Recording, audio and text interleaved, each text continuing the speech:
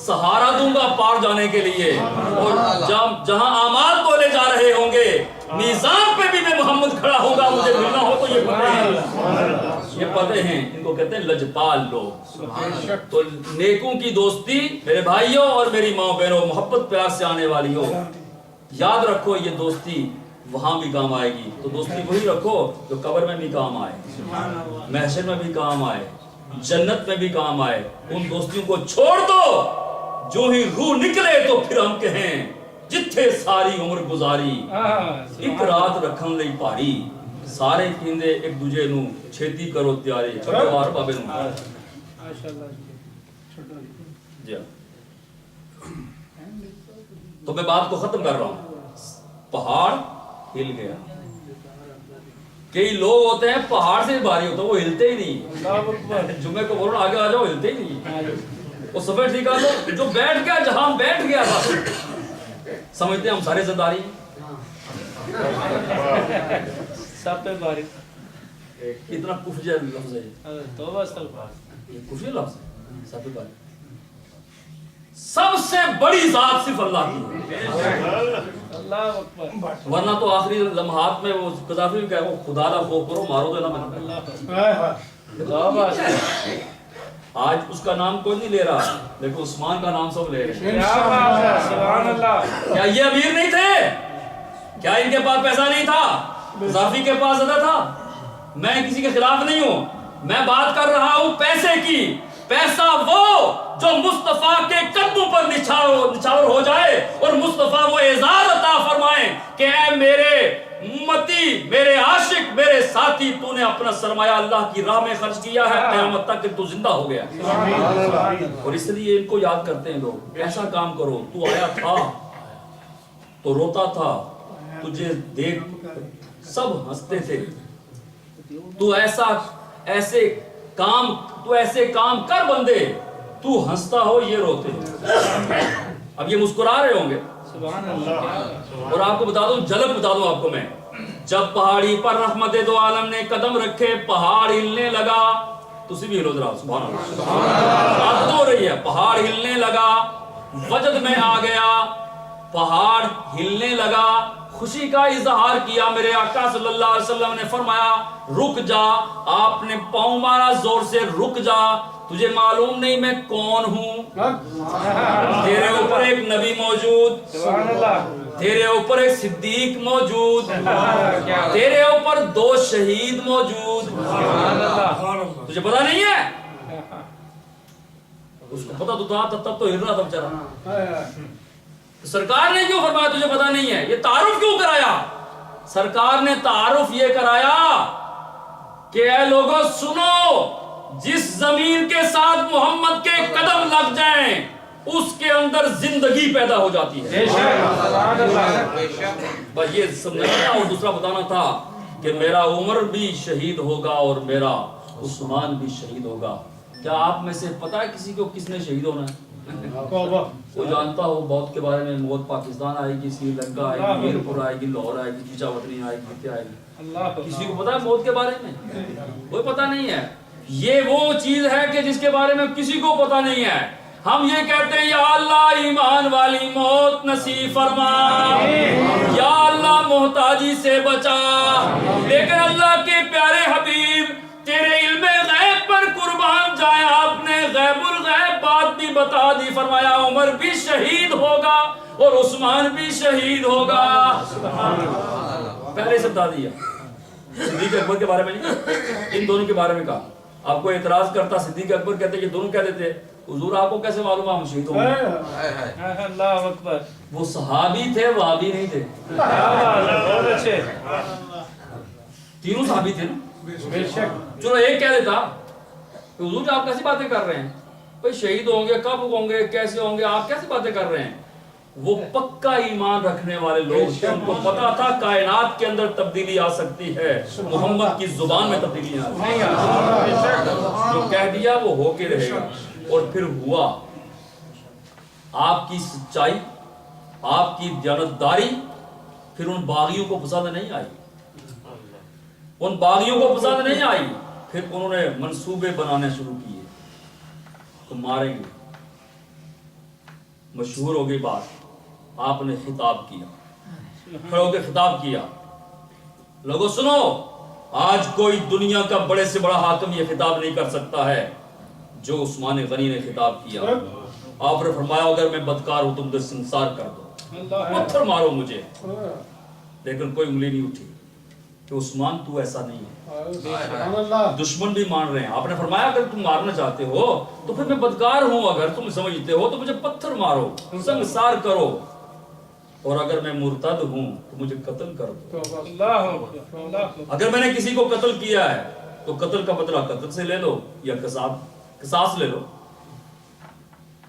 لیکن اس تقریر کا ان پر اثر نہیں ہوا, اس لیے کہ وہ آپ کو مارنا چاہتے تھے, جانتے تھے کہ یہ بندہ دیانتدار ہے اور اس بندے کی ہمیں ضرورت نہیں آئی. ان کو کہتے ہیں باغی تھے. اور مختلف منصوبوں سے اجلہ صحابہ اکرام, بڑے بڑے صحابہ اکرام کو مدینے سے باہر جانا پڑا.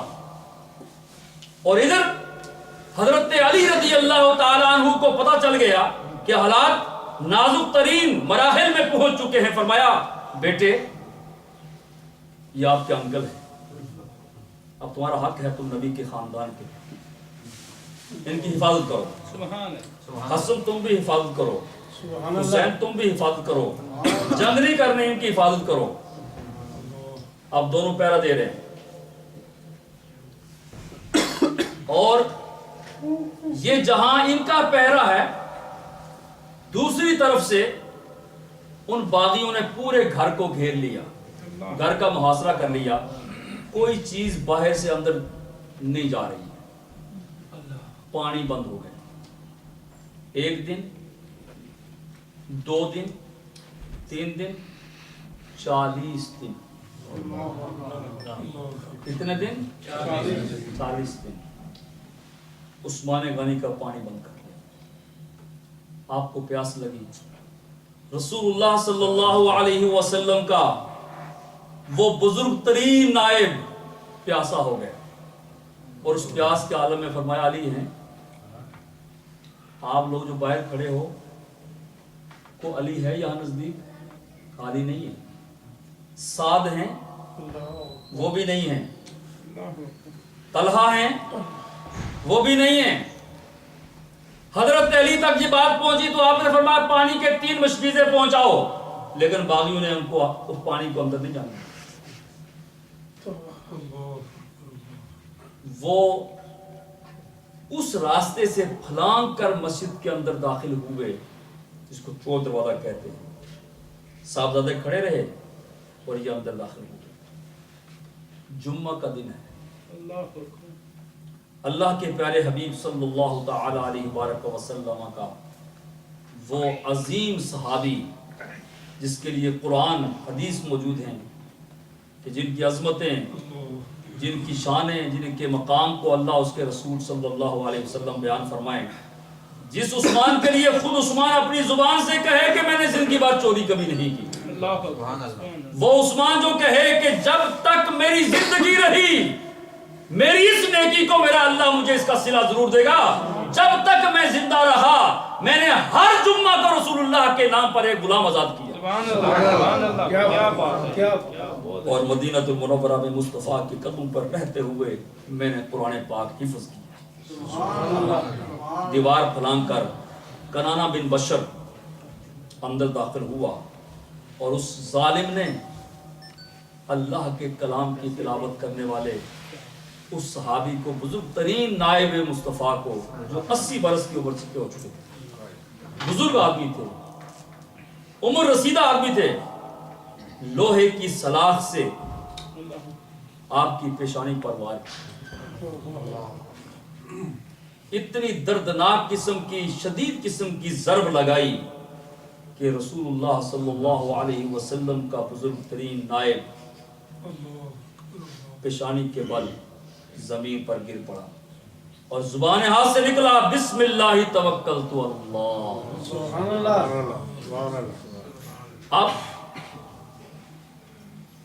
اللہ کے پیارے حبیب صلی اللہ علیہ وسلم اب اسی عالم میں, اسی تکلیف میں, اسی پریشانی کے عالم میں, علماء لکھتے ہیں کہ تھوڑی سی آپ کہیں گے جی کیسے ہو سکتا ہے, اونگ آتی ہے, یہ اونگ کیا تھی؟ یہ تصور تھا مصطفیٰ کریم صلی اللہ علیہ وسلم کا. اللہ کے حبیب صلی اللہ تعالی علیہ وسلم سامنے تشریف فرما ہے، ہاتھ میں بالٹی ہے، برتن ہے، اس میں پانی ہے، اور اشارہ فرما رہے ہیں عثمان اب ان میں سے تیری مدد کرنے والا کوئی نہیں ہے. دو راستے ہیں، اگر تو چاہتا ہے تیری مدد کروں تو اس حالت میں مدد ہو سکتی ہے، اور اگر تو چاہتا ہے کہ آج کی افطاری میرے ساتھ ہو تو میں محمد تیرا استقبال کروں. حضرت سیدنا عثمان غنی رضی اللہ تعالی عنہ زخموں سے چور چور ہوئے. آخر حضرت سیدنا عثمان غنی رضی اللہ تعالی عنہ وہ ضرب برداشت نہ کر سکے اور اللہ کی بارگاہ میں پہنچ گئے. یہ روزے کی نیت کی ہوئی ہے اور اللہ کے قرآن کی تلاوت ہو رہی ہے. پہلا سپارہ پڑھ رہے ہیں سورہ البقرہ، تلاوت ہو رہی ہے، اور تلاوت کرتے ہوئے اس آیت پر پہنچتے ہیں فَسَيَكْفِيكَهُمُ اللَّهُ وَهُوَ السَّمِيعُ الْعَلِيمُ. یہ آیت پڑھ رہے ہیں اور ادھر سے روح جسم سے نکل رہی ہے، اور خون جو آپ کی پیشانی سے نکلا نیچے گرا اور قرآن پاک کی اس آیت پر گرا. اس آیت پر گرا. بتانا کیا تھا کہ جتنے بھی شہید کائنات میں آئے ہیں کسی کی شہادت کی گواہی ریت کے ذرے دیں گے، تیز تلواریں دیں گی، نیزے دیں گے، میدان دے گا، میدان بدر دے گا. بدر کا میدان، احد کا میدان، خندق کا میدان، کربلا کا میدان، اور عثمان کی شہادت کی گواہی میدان نہیں.